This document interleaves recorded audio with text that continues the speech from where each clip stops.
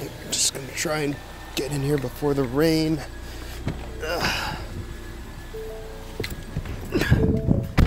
Whew. How you guys doing? Whew. It's Brian. God dang, my hair's a mess today. Yeah, so I stayed home from work today because I just feel like garbage. Really didn't want to stay home and knock out one of the 7 sick days I have to my name, but I'm just congested and I feel like garbage. I was going to try and power through it, but I've been feeling worse and worse every day this week. Anyway, figured I'd give a quick update. So I've had the Mustang for about a month and a half now. Love it, have very few complaints. Won't even get any complaints, but I just love the thing for the most part. And I've had it, I've gotten a feel for it, and I don't want to say I've gotten used to the power, but I am craving a little bit more. And I've just started like experimenting with the idea of getting different modifications for my EcoBoost. So I did get a resonator delete done on it a few weeks ago. There's a video, I'll link it up here. There's a video of that. Definitely gave it some growl.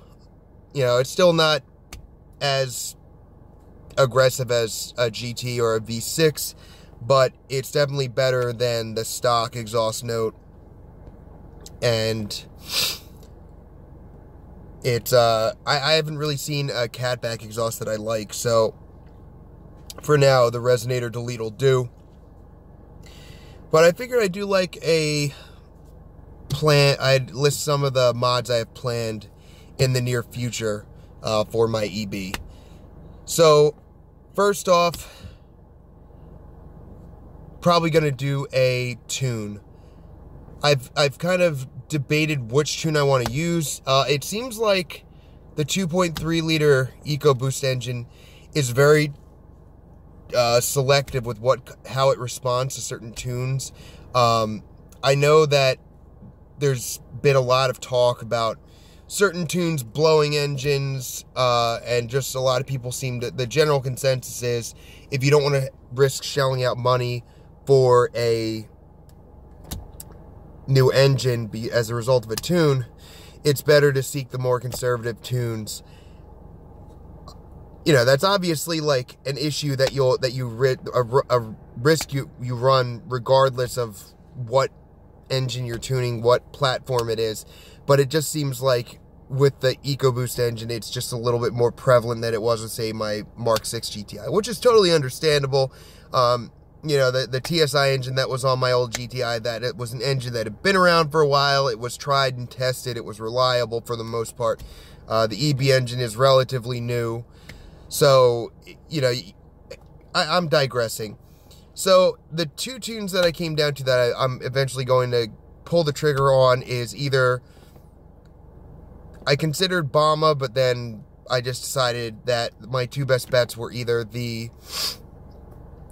Cobb tune or the Ford Performance tune, which is, the Ford Performance tune is really more of a calibration than a tune, or a recalibration than a tune, I should say.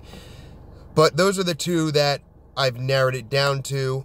The pros for Cobb are obviously they have more, there's more customization, there's more, what's the term? There's more customer support. With the EcoBoost tune or the EcoBoost performance recalibration, you obviously have the powertrain warranty. It maintains your warranty for up until 36,000 miles. It's a lot more conservative. It's done in-house, so I think they have a better idea than, not that Cobb doesn't have a good idea about how to tune an EcoBoost engine, but just, you know, Ford knows its engine better than anyone, or at least theoretically Ford does. So I'm probably going to go with the Ford Performance recalibration just for the warranty, and also it's a little bit cheaper. I'd probably get more power out of the Cobb tune, and I have, you know, the option to go to like stage 2 and stage 3. But honestly, at this point, I'm just looking for a tune that or an adjustment that'll give me a little bit more power. I mean, the EcoBoost has a great amount of power. When it comes to transferring it to the wheels, it's not as substantial. I think what I read online, stock horsepower torque transfer to the wheels is something around like, 260, 255, something like that. And that's kind of pathetic if you really think about it when they're claiming 310 at the crank, but it is a heavier car. So I just need like a little bit more oomph, and I heard that the recalibration makes the shifts, I obviously have the automatic, it makes the shifts a little bit more smoother, and that's kind of what I'm looking for. I'm looking for shifts that are a little bit quicker and a little bit more aggressive, and just a little bit more kick to the engine, and a little bit more top end. And from what I've read as far as reviews, the Ford Performance Tune does just that. That's it, nothing fancy, just a simple recalibration. And it just sounds like that's what it should have come out of the factory as. That's kind of the general consensus. But that's the first modification I want to do. Number two, I think I'm going to put side vents on the EcoBoost, matching side vents down there, just to give it more of like a wide body appearance. I don't feel like that's really ricey, because a lot of Mustangs have them, and even though they're not functional, it is kind of like a muscle car appeal, to say the least. So that's the second modification I'm looking into.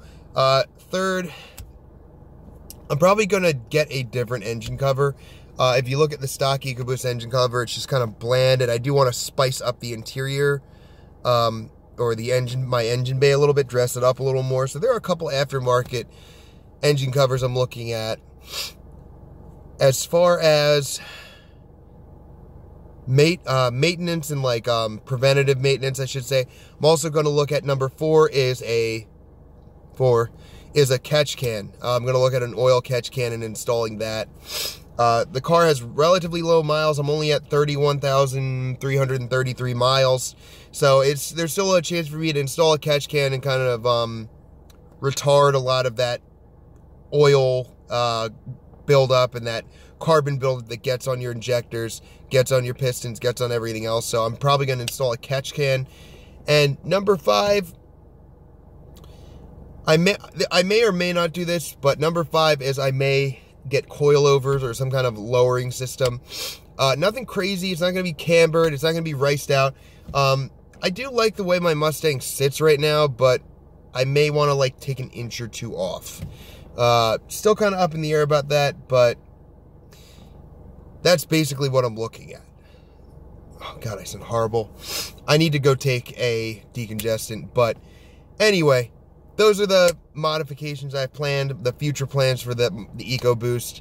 Love it so far. Hasn't given me any real trouble, except for the fact it doesn't have a spare tire. Oh, that's the pseudo other plan for the future. I need to get a spare tire because apparently Ford doesn't provide the EcoBoost with one. They give me like a electric air compressor slash green slime Frankenstein, machine in the back to, if you get a flat, you refill it and then fill it with slime, or vice versa. It's kind of BS though, but I need a spare tire because I don't want to be stuck without one. But anyway, those are my plans.